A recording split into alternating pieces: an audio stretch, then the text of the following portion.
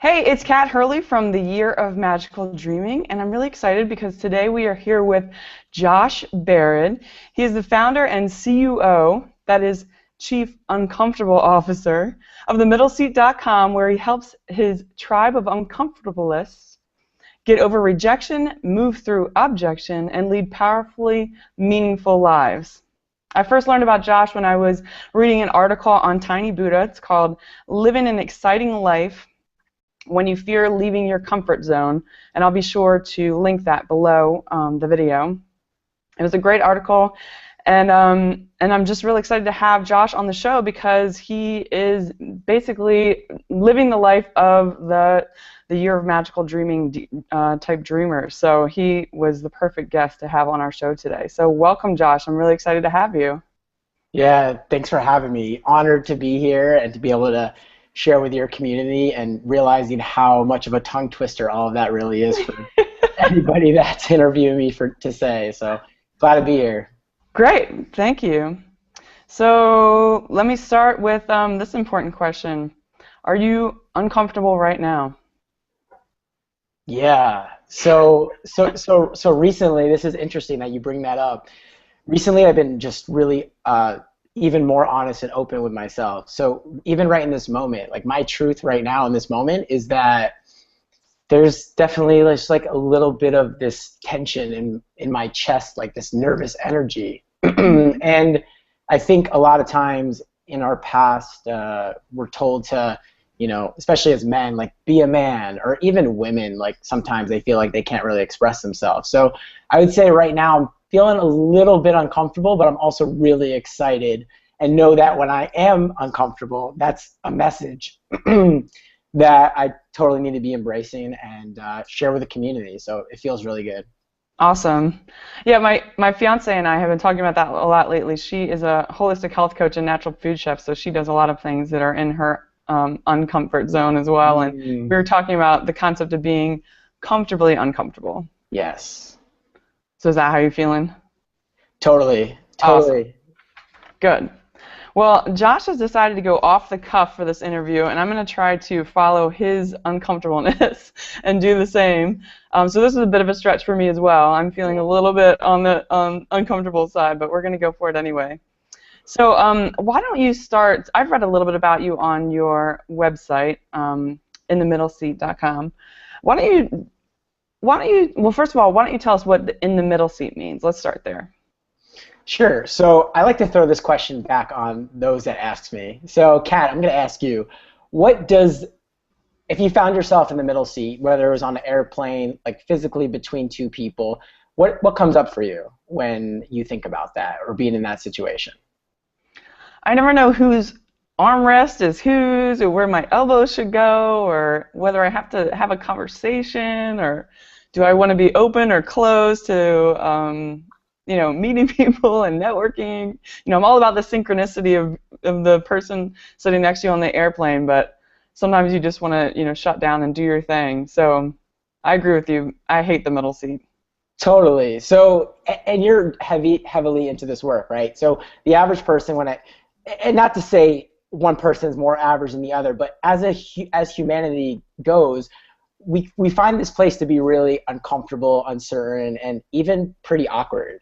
Finding yourself between two people. So the message that I've been living my life by as of recently over the past several years has been, instead of running from these places, let's embrace this and let's make the most out of it, because ultimately in this space, in this middle space, and that's a metaphor, but it also has some literal truth to it, this is really where we get to grow and we get to really thrive and connect, which is ultimately why I believe we're all really here. Great. Well, I totally agree with you, and you're definitely speaking our language here at TYOMD, so I'm stoked to hear more. So taking it back then a few steps, how did you get into this work? Like, where did this all come from? Yeah, what a great question. So I'd say for about the first 24 and a half, 25 years of my life, I felt like I kind of felt like an imposter. Still comes up from time to time, but I just realized that if I can't be myself, then I'm putting on an act and I'm living someone else's life. So I went through that route and that role through college. I initially started to study entrepreneurship because I was really excited about owning my own business. But someone along the way told me that I should probably find a major that's more specific. So I picked up finance. That led me to a career in finance. And I had this goal in mind of having this job outside of school right when I got out, and everything worked out, aligned perfectly, and I still felt extremely unfulfilled. Like just to the point where I walked in, and the first day I just knew, something was off. I managed to stay there for a year, and then grew the courage to leave that job, and I actually transitioned into playing poker professionally. Really? Yeah, so, and it's like, whoa, where did that come from, right? So it wasn't like I just decided to jump into it. I've had some really great mentors that actually still play poker for a living, so they kind of taught me the ropes. And it actually goes pretty hand in hand with the work that I do now, because a lot of this is all about intuition and kind of guiding and trusting yourself and understanding that when you really sit with someone and you're really present with someone, you get to hear kind of what they're going through. And ultimately what holds most of us back from this, including myself, is fear. And I had so much fear around leaving my job for the uncertainty, but I knew that in order for me to grow as a human being and for me to be happy, which is what all of us are really chasing at the end of the day, I knew I had to embrace my own discomfort. And so that led me on the path. And while poker was really great from a financial standpoint and allowed me to do some of the things that I wanted to do, I never really embraced that fully. So I had the freedom, but I still had the excuses. And Kat, I don't know if you can relate to this, but this idea of like, when I have this, then I'll be able to do that, or then I'll be able to be a certain way. Oh, we talk about that all the time. Yeah, and it was no different than with my story. Is I now had this autonomy and I was able to do whatever I wanted because I was kind of my own boss, but I still never really pulled the trigger on what I really wanted to do, and that was travel the world. So last year I made the decision, I booked the ticket, and there was so much fear that was going on through that. But ultimately through that entire experience, I came back from that and I just knew, like, I was lying to myself for so long. This work of inspiring others, motivating others, and just encouraging and supporting, it feels really good. And it feels like I finally have come home. So that would be the roundabout answer to kind of how this all got started. No, that's perfect. I actually want you to go a little deeper because I read a little bit more than that on your blog, although I didn't read about the poker. That's pretty awesome.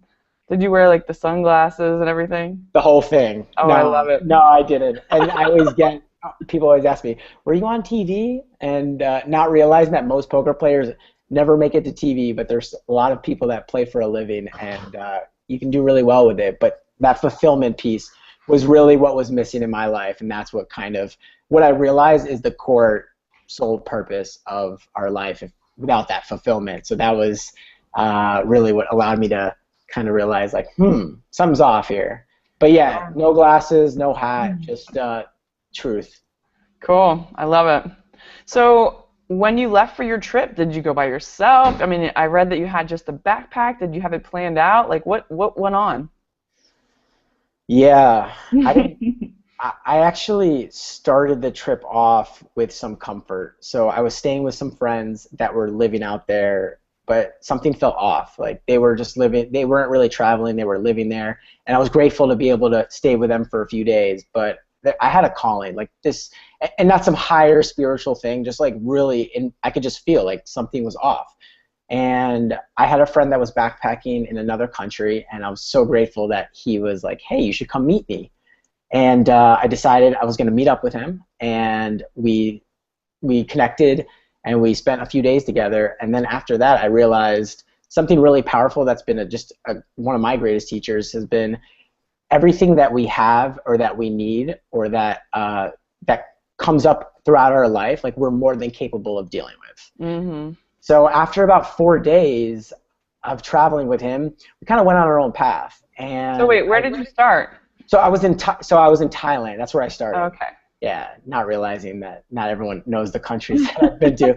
So I started in Thailand, and I basically, a week after spending in Thailand, in the south of Thailand, in Phuket, I met up with my friend in Cambodia, and then from there we traveled together for a few days, and then I just realized like I need to kind of go at this alone, not because for any other reason than it just kind of felt right, and you learn so much about yourself when everything falls back on you and that trust. But realizing that any of us can do it is the first step, though, is we just have to make that decision. Like, this is something that we're excited to take on, even while the fear is there. And that's kind of how it all began. And then 4 months later, and 8 countries, 108 days, it was the story that I got to share and the beginnings of In the Middle Seat.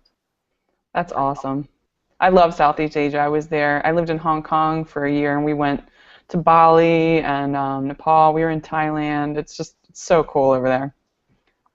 So much to learn. So much to learn. I love it there.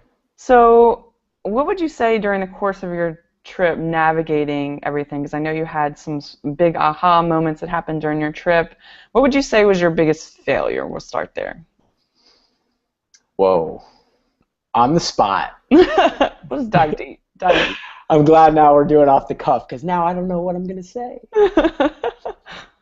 My biggest failure during the trip.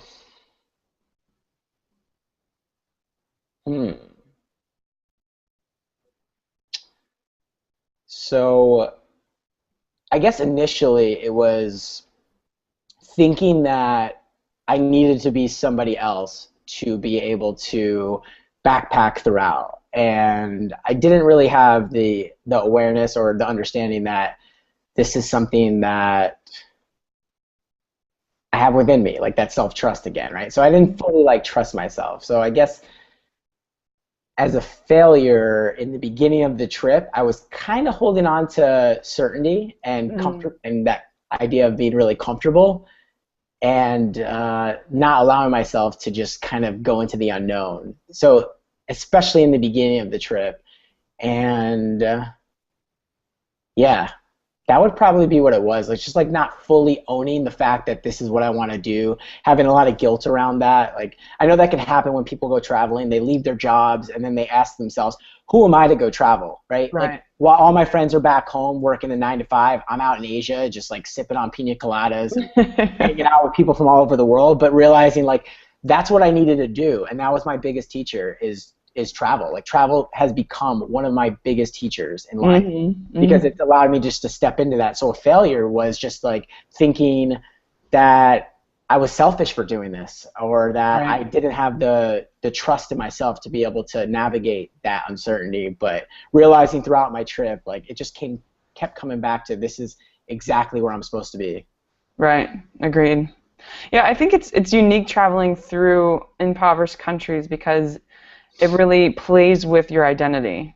You know, having other people perceive you as being, you know, immensely rich or really lucky just because you live in the U.S. I mean, they know nothing about you, and they've already established all these ideas about you, and it's stuff obviously outside of the realm of what people think about you back home, and it sort of just plays with your identity and your idea of yourself. So I can imagine that came up a bunch.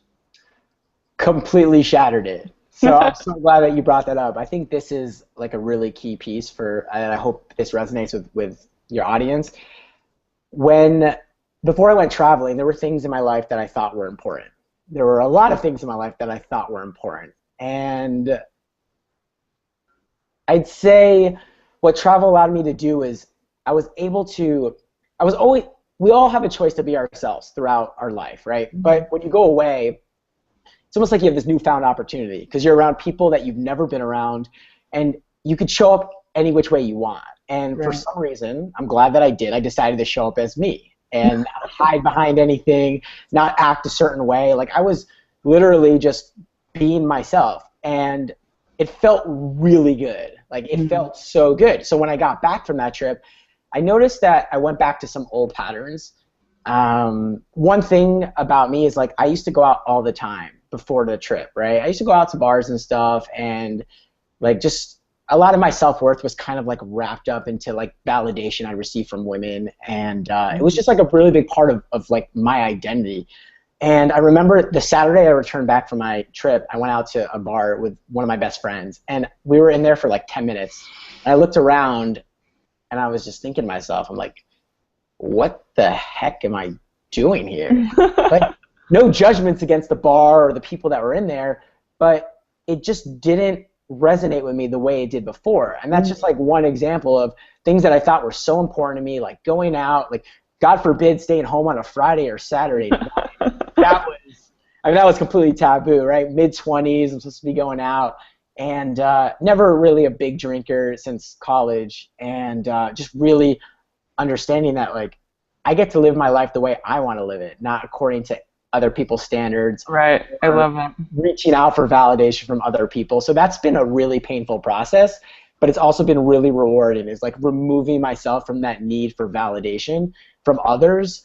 And again, this is an ever-flowing process because we'll always feel that craving for it, but understanding, like, where is that coming from? And that was a huge realization, coming back and being like, oh, those things don't really matter at all. Right. It was cool. It was really cool coming back to that. So would you say that was your biggest takeaway from your trip? Totally. Like being totally cool with being yourself and getting really clear on what's important to you. And I know we hear this all the time, like, just be yourself. And I think where this advice goes to, like, sometimes gets misinterpreted is, well, if yourself is some unmotivated, lower version of what you're capable of, then being yourself isn't going to serve you. Right. But when you get clear on the fact that you are here for something bigger than yourself, which all of us are here to do. I mean, just think about the times when you get to volunteer for and help someone else, like how good you feel inside. Yeah. It always feels better than when you go to the mall and go buy like hundreds of dollars of clothes.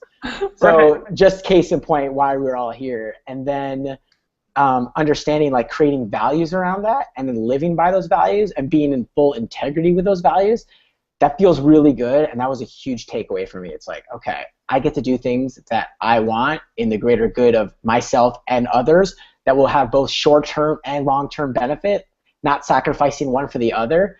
Hell yeah, sign me up. That's great. So what did your family, what did your friends think? I mean, did they think you just, like, gone batshit crazy? Yeah, my mom gave me the longest hug ever before I left. She was pretty upset, but my dad calmed her down. Family, everyone was pretty supportive, honestly. Nothing but support from most of my friends and family, and yeah, I'd say I'm pretty lucky on that front. Like, just everyone was kind of like rooting for me. Awesome. Yeah. So along the way, how did you know that you were on the right path? Like, did you have any synchronistic things come up? Did you have any guidance that came through? So for the first several weeks, I had that guilt that I was sharing about before. Like, who am I to travel? Like, I should be making money. I should be back at home.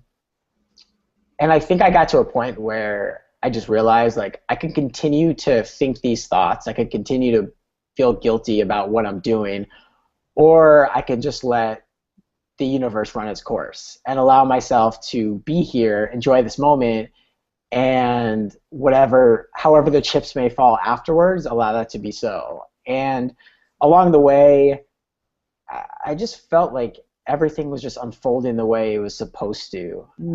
That's a huge thing that I've been leaning into recently.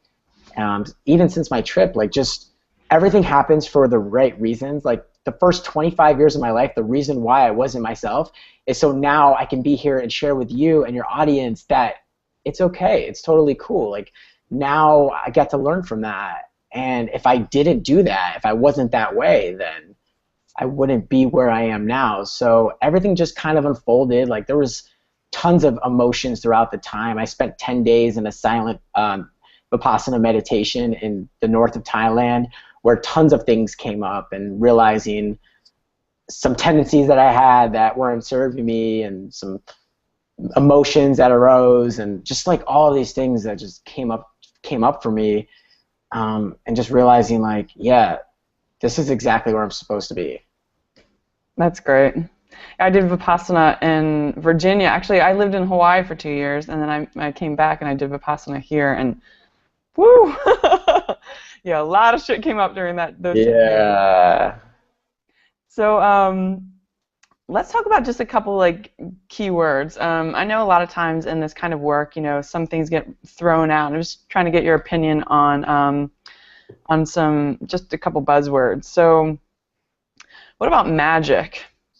Have you experienced any magic, or what does magic mean to you? Yeah. Magic. Uh, so what's coming up for me is the idea of of the secret, and like attracts like, and attraction, and what you put out will come back to you. And I think a big component of that though is action.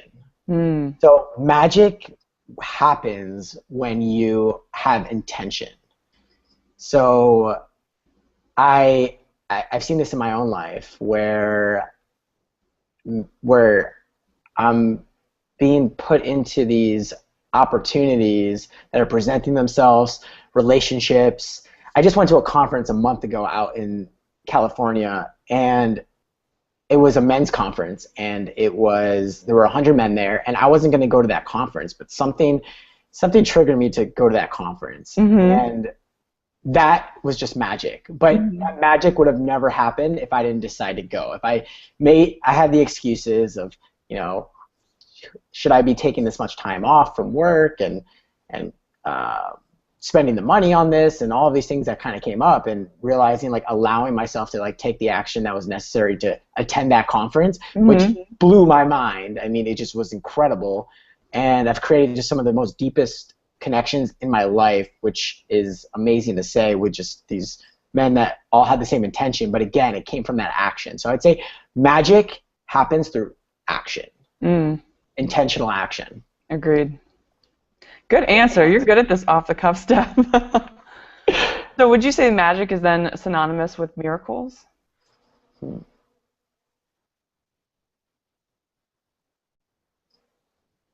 Yeah, I'd say so. Cool. What about dreams? Do you believe in dreams?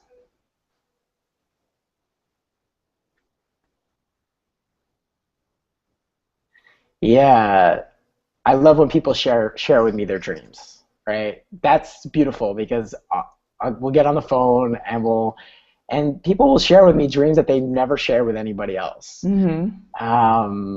And then once they share that with me, it's declared, right? Now the universe has heard it, and it's declared, and maybe I get to hold them accountable for it. I love it. Yeah, I think if everyone just made a video of their dreams and posted it on Facebook, I think that'd be the coolest thing ever. Just for all of us to share our biggest and boldest dreams. I want to write a book, right? I know you've written a book, Kat. That's amazing. And yeah, that's a dream. And that's a dream that now I've shared, that I haven't shared with many people. So dreams are awesome. Keep dreaming. And again, a little bit of action. Yeah. Babiest of steps possible. That's it. Just the smallest thing you can do today to allow that to happen. Agreed. So speaking of that, why don't you tell us about any daily rituals that you have? Yeah, so meditation is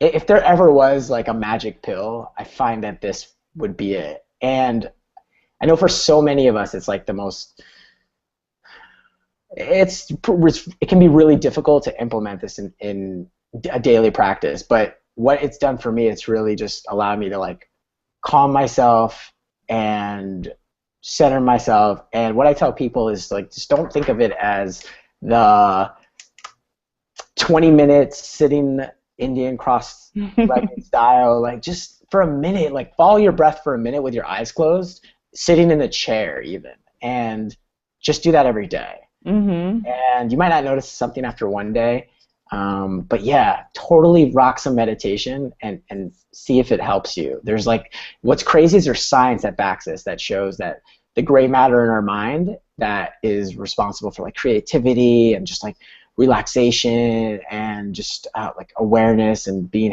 happier is grows. So just I would say my meditation practice is something that I just live by. Drinking water every morning, like warm water with lemon every morning. Gratitude, just sharing what I'm really grateful for. I was mentioning to you before we went on air how I can be pessimistic, like that's kind of like in my nature. So I have to really remind myself like what I am grateful for, because a lot of times it's just first world problems that we're dealing with around here. Right. Totally. You know, like Totally. so ridiculous sometimes thinking about what problems that we have, and traveling to those countries led me really to see that. And stretching, that's a big one. Just like stretching. Yeah, I read that you do Bikram. That is serious stretching. Oh my God, Bikram, 105-degree room yoga stretching. It's incredible. If it didn't take 3 hours of my time, I'd be doing it every single day. Agreed. 90-minute class, and then before and after, and it's 3 hours. So, Yep. but any men, women out there, give it a shot. Men, you will. I'm telling you, I've gotten friends to do this, and they're thanking me. I mean, it's incredible for everyone. It feels awesome. And it's stretching both literally and metaphorically. Totally, yeah. So tell me, do you have a bucket list of uncomfortable shit that you're like ready to go after? This is really cool, actually. I've been toying with the idea of living a year of uncomfortableness, uncomfortably. And I've been inspired by the work of A.J. Jacobs. I don't know if you're familiar with A.J., but No. he lived a year by the Bible. He lived a year like being the most healthiest person possible, like a year of learning. Like he read through all the encyclopedias. But A.J. Jacobs is a really interesting character, and he's done all these years of different things. So I was thinking about it, haven't put it down on paper, so maybe this is a calling from the universe that you just shared that with me. But I was thinking 2015 could be that year, and maybe crowdsourcing some ideas around what we can do to make Josh feel really uncomfortable for an entire year. Yeah, I think that'd be awesome. But off the top of my head, I've done some uncomfortable things, like gone skydiving, traveling around, scared the crap out of me before I did it. Just like day to day, right? Like when I see that really attractive woman, like just walking up to her and telling her how beautiful she is, like that triggers the crap out of me. and it triggers, I mean, 99% of men, probably 100% of us, like that triggers all of us. But like doing those things just feels really good when you are able, again, getting back to like your truth.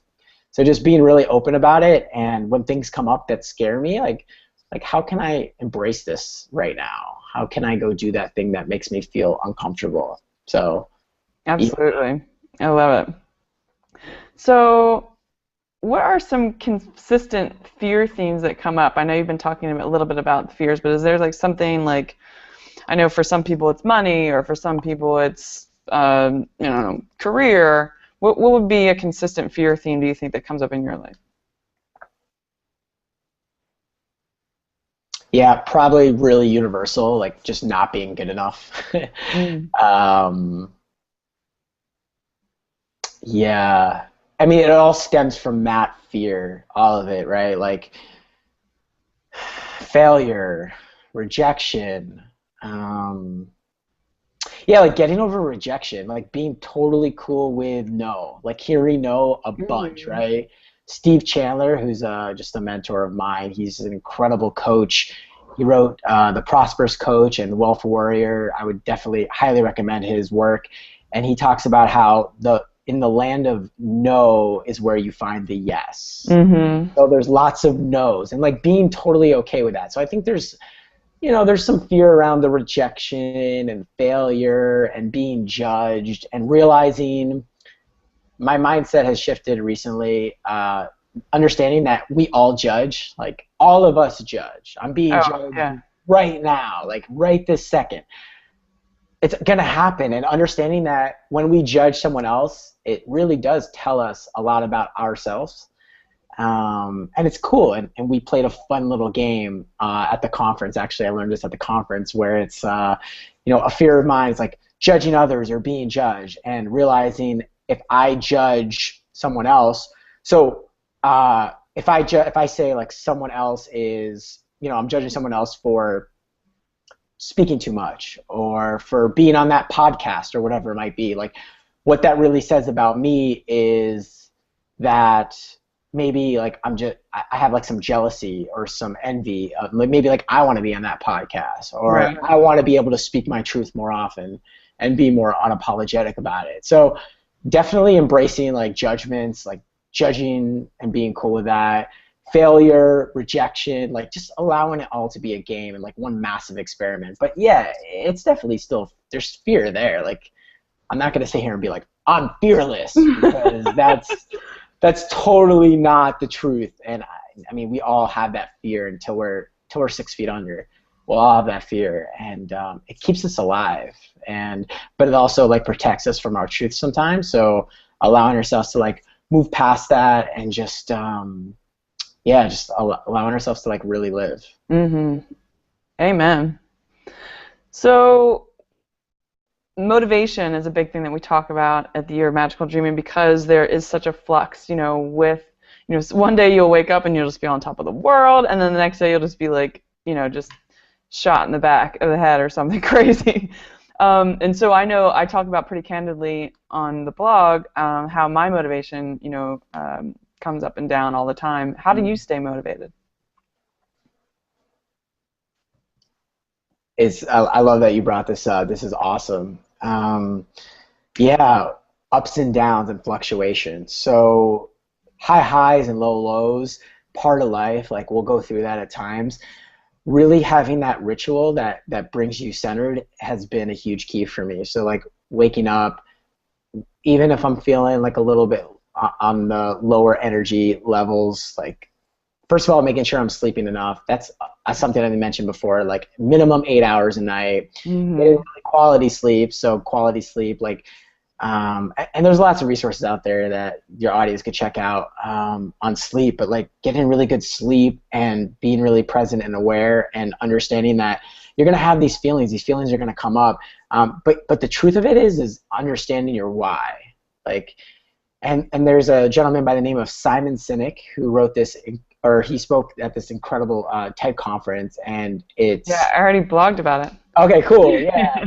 So if you guys haven't checked it out, like definitely check out that blog, Start With Why, and he has a book about it, and really understanding the companies that do really well and the people in life that really succeed and all have this commonality of understanding their why. And when I focus on this and understanding that I'm here to support and encourage and inspire and allow you to step into your greatest self, like that always allows me to keep that motivation. Right. So just getting really clear on your why and understanding like why you're doing everything that you're doing. Because without that why, again, that's like part of that purpose and that understanding, it's gonna last for only so long, like before you start to like kind of ask yourself like what's the point of all of this, right? And we've all been there. We've all been in that place where we're like why are we doing this, right? And again, coming back to the why, like okay, cool, like I get to do this work because it really just inspires me to become a better human being and to share this with other people so we all get to grow, connect, and evolve. But yeah, like getting really clear on your why, and I would definitely highly recommend that book by Simon Sinek, Start With Why. It's awesome. We always talk about it, TYOMD, that just throw Post-its up on the wall if you have to like, remind yourself what your mantra is or what your why is or whatever your theme is. I mean, even some of the, the best of the best, like Cheryl Richardson the other day, I was watching a video of hers, and she was talking about she had on her bathroom mirror every day to tap. She's a big EFT person, so it's just funny that, even the greatest still need the reminders to stay motivated.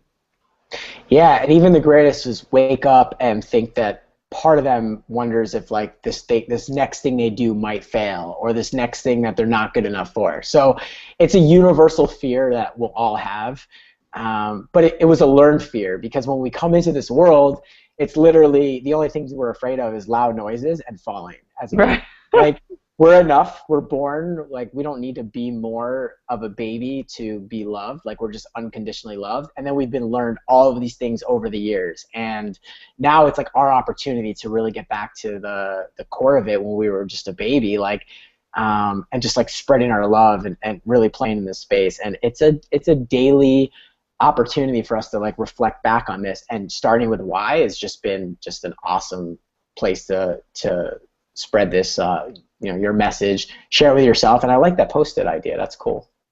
Yeah, just whatever you need. You could do Blackboard or whatever you need. I love you mentioning kids. It's so true. The last few family parties I've gone to, I just hung out with the kids the whole time, and there's so much to learn from kids, just watching their inhibition and just their originality. I mean, there's just so much to learn from them. They're hilarious. Yeah, and just a quick story. I was in my mom's kindergarten class, and I was sharing with them. They were like so intrigued at the age of like 5, 6. They're just like so mesmerized, and I was asking them. I was like, who here has fear? And they're all just like looking at me like I'm crazy. And the only thing that would come up as far as fear was just like heights, like afraid of heights, and afraid of, like one of the kids was like, well, I was afraid of being on a roller coaster, and then I did it, and I felt really good after. But like, none of them deal with the fears that we have as adults, like fear that we're not good enough, fear that we're going to be judged, like fear that this person may not like us or reject us. Like, it starts to come in a little bit, but it's a little bit later in life where we start to get this imprinted in our minds. And I just found it so fascinating that I was asking them, and like I was kind of expecting their hands to go up, like, because in my mind it's like we all deal with that, but when we're younger, it just doesn't even really come up, and it's just it's like the boogeyman, and that's it. Yeah, that's it. It was so cool to be really humbled to be around those kids. Yeah. So going back to motivation, I want to hear a little bit about this AM dance party. What's that all about? Yeah, you would have gotten a taste of this. We should have put the cameras on like 20 minutes before my call, before we started chatting. Yeah, so I just realized, like, anytime I'm in my head, that's when all the thoughts, negative thought loops, or anything else that comes up that just doesn't serve me. So I started this ritual. Anytime I'm feeling just a little bit sluggish or my energy's down, like, I'm just going to turn on the tunes. And usually it's going to be, I'm going to be channeling like my hip hop, R&B, like Chris Brown, Jason Derulo, or I'll go old school with like Backstreet Boys or NSYNC, like just totally rocking this stuff, because I actually talk about this, how I like pretend to be in a boy band. And any 27-year-old man that tells you he doesn't like NSYNC or Backstreet Boys, I'm going to say is lying. That's a true fact, because we all grew up with it, and we all pretended not to really see this, or we lied about listening to this stuff in middle school. But yeah, I just jam out to that stuff, like listen to it really loud, or just like and just move my body, like just really get out of my head and just like into my body, and it feels really good. I mean, women are so good at this. Like, you see women at the club, they're just like, they don't care about anything around them. They're just like moving their body, and as men, like, we'll sit there and we're just like, we're so stiff. Yeah. We're just trying to put on this act, and I'm just a proponent of just like letting go and just making a fool of yourself, because that's who we're all, like allow us all to kind of go there. So the whole AM dance party has been, we're starting a revolution, so please come on board, #AM dance party, and rock your mornings. We don't have to wait till night or be at a club. Totally be able to do it by yourself. Yeah, my fiance and I both work from home, so we have interpretive dance parties throughout the day. Nice. I'm so comfortable doing it at home, but I recently went to, it was a Gabby Bernstein workshop, and she did some Kundalini stuff, and I just like totally freaked out inside when she was like, stand up and just start shaking it out, and I was like, oh, don't make me do it. And then, of course, I embraced it, like what you're talking about, and I just got up and I started shaking around like, fool. and everybody else was just really into it, and I was like, whatever. And you know, it's totally ego based. It's like, I'm too cool for this. I don't want to do this. It doesn't feel right. And I just like let go of all that crap. And sure enough, I think I was like in the front row on the webcam. A bunch of people later were like, I think I saw you on Gabby. I'm like, great. So it really pushed the envelope for me and uncomfortableness in that way. So I hear you on that. But I don't have any problem at home with the shaking it out. Right, when nobody's watching, right? Right. Or after a few drinks at a club, but you know. Sober at a Kundalini thing, it's a little Yeah. No, I know, of course, right? We all believe everyone else is gonna judge us, but realizing like we are always our harshest critics, always. Oh, absolutely. Because everyone's worrying about what you're worrying about. They're worrying about how they're being perceived, and they just just letting it go. And again, this is just a work in progress for me, just like figuring it out as I go along. Right on. Well, Josh, I feel like I could talk to you for hours because you're like a brother from another mother. We have so much in common, it's crazy. But I want to tie it up for my guest, but I just have a few more questions. Let's see, what are you reading right now? So I just finished, I was sharing this with you before, Love Yourself Like Your Life Depends on It. And it's awesome. It was a short read. I just finished it, and it's in between another book called The Untethered Soul. And I guess I'm just a fan of like reading many books at once, just kind of like going through them and based on what I'm excited by. But I highly recommend that book. It's awesome, and I'm definitely gonna look that one up. Yeah, I'm on this challenge now. Next 30 days, just like tell myself that literally I love myself as much as possible. So we'll see what happens. Well, we love you already, so we're thrilled to have you on. So, favorite personal development book of all times? Wow. Man, I'm being put on the spot. This is what happens when you go unscripted. Man, I want to like look. I have a whole list of things of books over there. I wanted to like just go look. What have I read recently that's really okay? So Osho is someone that I just stumbled across recently, and he has a book called Courage, The Art of Living Dangerously. It's called something like that, but it's called Courage. If you look up Courage by Osho, it's really insightful, like super insightful. I was just reading throughout that and just kept kind of nodding my head throughout. So yeah, I would say is his stuff super heady? Yeah, it is. I normally don't really. That's kind of hard for me to take in a lot of that stuff that's like deeper. But for some reason, that book just kind of really resonated with me. So great. That's what's coming out for me. Totally, yeah. I'll have to look that one up too. So, your most uncomfortable moment to date?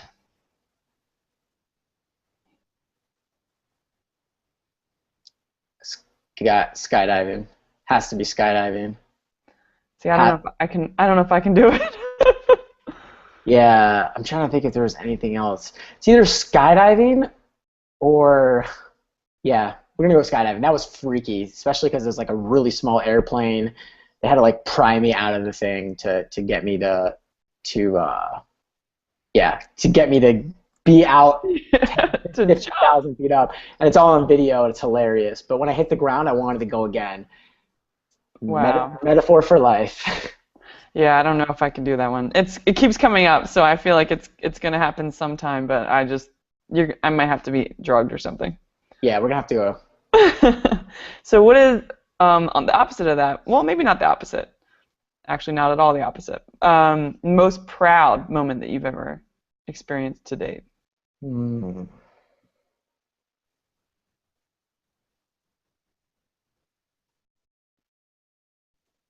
I guess this is a little heady, but it's really been such a powerful moment is when I decided throughout my travels that I was just going to live like a really honest life and start to just do things that are fully in alignment with myself and not make up excuses as to like why I'm not drinking tonight or why I'm going to stay in and do other things. And it's not like a specific instance, but like just a culmination of the last couple of years. Like I look back and I'm just like, yeah, that's what's up. Like I feel really prideful about being myself and being okay with all that comes with that.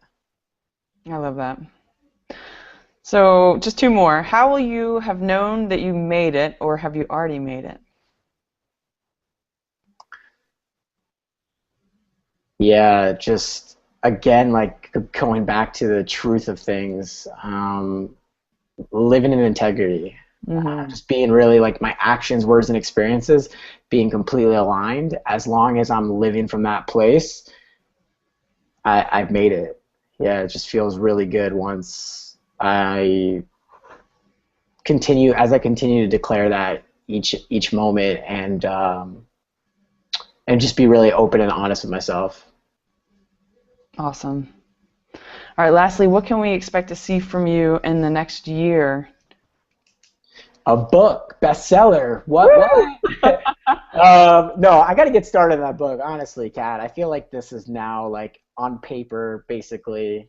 For the next year, I'm gonna be like I've gotten away from travel a little bit, so I'm definitely gonna be traveling, blowing up people's like Facebook feeds and Instagram feeds. Like definitely hop over and come say what's up because I've gotten away from that a little bit, focusing on the business side of things. But I'm really inspired to work. I put together this program for specifically for men, and that's because it's been such a pain point for me as a man, so it's easy for me to relate with men.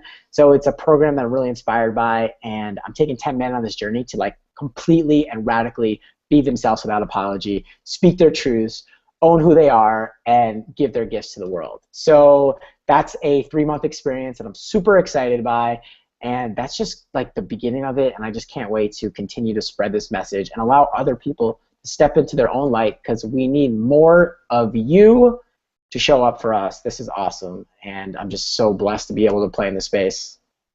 Well, we are stoked to have you, and I'm just really, really happy to have found you on Tiny Buddha and gotten a hold of you through this interview. Your presence is amazing. I love your energy. So hopefully this isn't the last we've heard of you. I'd love to have you back on once you have a few more uncomfortable things going on, and we can reconnect and check in with you. Yeah, just honored to be here. So glad to be rocking with your community, and you, Kat, you're just amazing. Right back at you. I just feel it's just effortless, really, just speaking with you. So I'm just really grateful for this experience, and looking forward to coming back on the show. Thank you so much. And just so everybody knows, just one more time, you can find Josh at inthemiddleseat.com. He's on Twitter. He's on Facebook. He's all over the place. Twitter, it's Joshua Barad. He's official on Twitter. And what's your Facebook link? I didn't see that one. It's going to be joshua.barrett.